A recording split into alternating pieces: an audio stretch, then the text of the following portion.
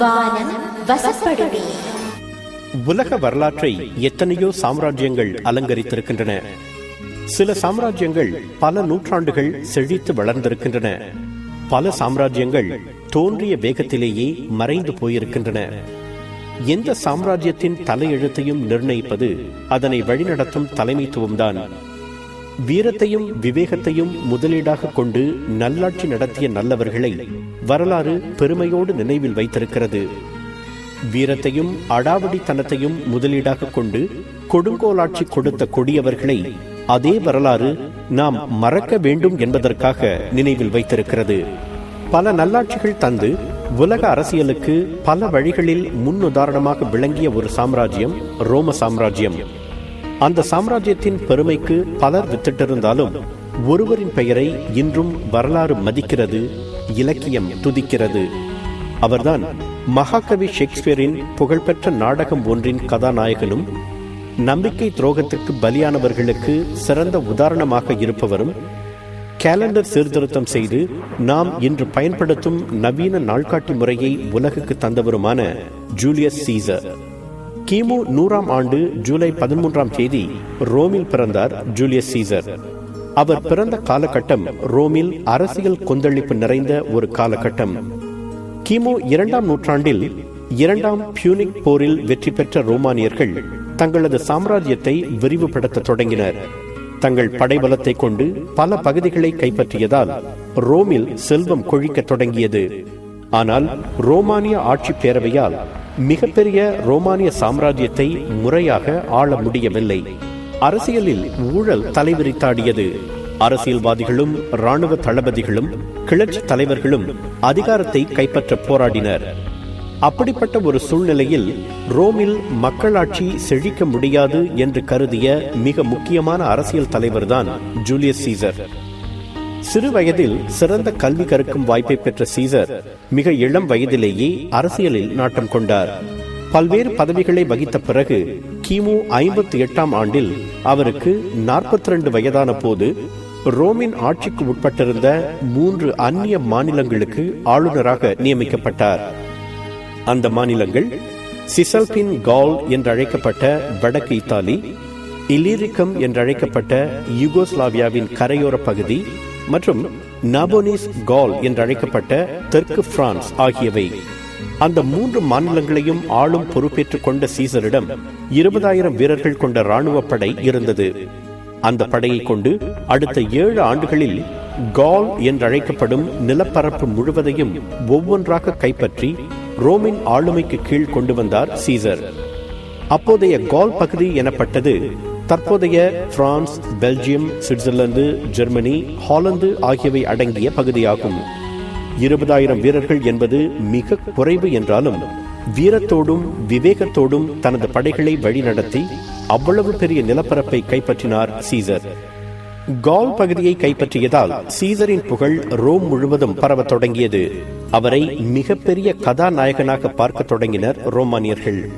ஆனால் அவரது பலத்தையும் பிரபலத்தையும் பொறுத்து கொள்ள முடியாத ரோம் ஆட்சி பேரவை ஒரு விசித்திரமான கட்டளையை பிறப்பித்தது. படை வீரர்களை அப்படியே விட்டுவிட்டு ஒரு சாதாரண குடிமகனாக சீசர் ரோமுக்கு வர வேண்டும் என்று அது ஆணையிட்டது.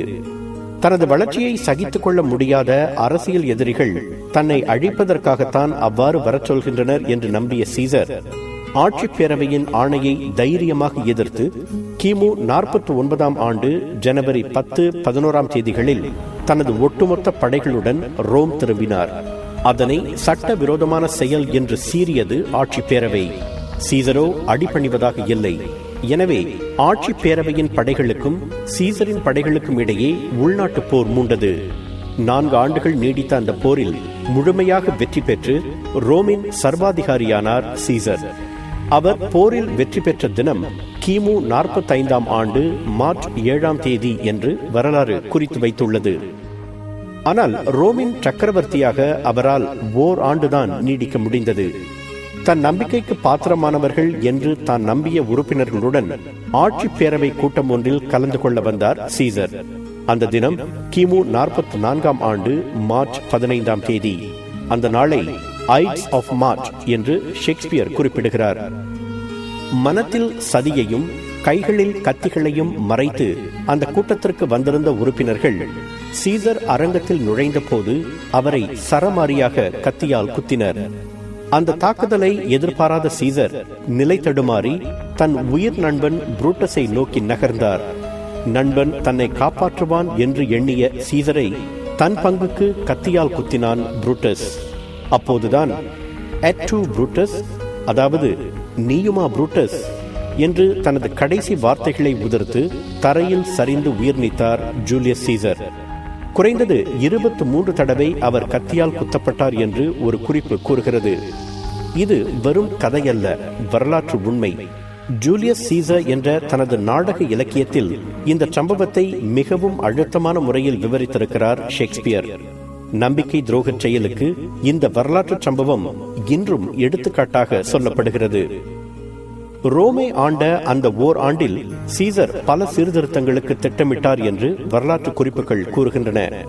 இராணுவத்திலிருந்து ஓய்வு பெற்றவர்களையும் ஏழைகளையும் ஒழுங்காக குடியமர்த்துவது, பல்வேறு தரப்பினருக்கு ரோம் குடியுரிமை வழங்குவது, எல்லா இத்தாலிய நகரங்களுக்கும் ஒரே மாதிரியான முனிசிபல் அரசாங்க முறையை அறிமுகப்படுத்துவது, புதிய கட்டடங்களை கட்டுவது, ரோமின் சட்டத்திட்டங்களை முறைப்படுத்தி எழுதி வைப்பது என பல சீர்திருத்தங்களை செயல்படுத்த சீசர் திட்டமிட்டுக் கொண்டிருந்தார்.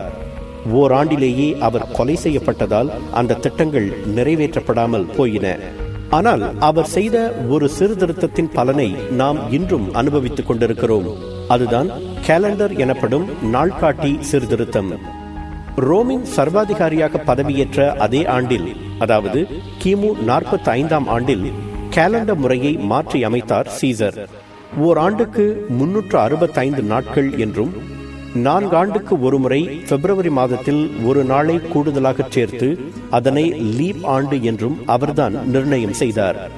அவர் அறிமுகப்படுத்திய சீர்திருத்தம் என்பதால் தான் அது அவரது பெயராலேயே ஜூலியன் கேலண்டர் என்று அழைக்கப்படுகிறது.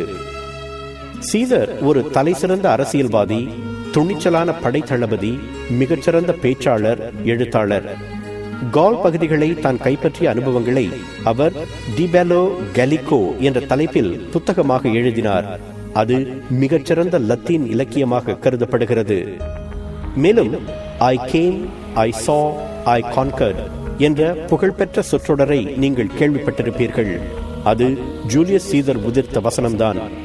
ஆசியா மைனரை மிக துரிதமாக கைப்பற்றிய பிறகு அவர் கூறிய புகழ்பெற்ற வார்த்தைகள் அவை. இன்னொரு குறிப்பு: போரின் போது ஈவு இரக்கம் இல்லாமல் செயல்பட்டாலும் தன்னிடம் தோற்ற படையினரை மிக கௌரவமாக நடத்தினார் சீசர் என்று வரலாறு கூறுகிறது. சீசர் என்ற பெயர் வரலாற்றில் மிக மரியாதைக்குரிய ஒன்று என்பதற்கு தற்கால சான்றுகள் 2 உண்டு. ஜெர்மானிய அரச பட்டம் கைசர் என்றும் ரஷ்ய அரச பட்டம் ஜா என்றும் அழைக்கப்படுகிறது. கைசர், ஜா இரண்டுமே சீசர் என்ற சொல்லிலிருந்து உருவான பட்டங்கள் தான். ஜூலியஸ் சீசரை பற்றி பேசாமல் ரோம சாம்ராஜ்யத்தை பற்றி பேசிவிட முடியாது. அந்த அளவுக்கு அதன் வரலாற்றில் மிகப்பெரிய தாக்கத்தை ஏற்படுத்தி இருக்கிறார் சீசர்.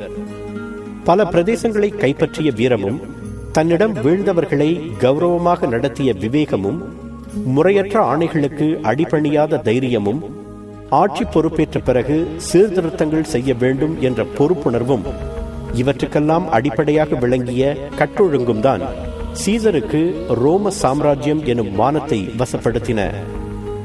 2000 ஆண்டுகளுக்கு முன் சீசருக்கு கை கொடுத்த அதே பண்புகள் இப்போது நமக்கும் கை கொடுக்கும். நாம் விரும்பும் வானத்தை நமக்கு வசப்படுத்தும்.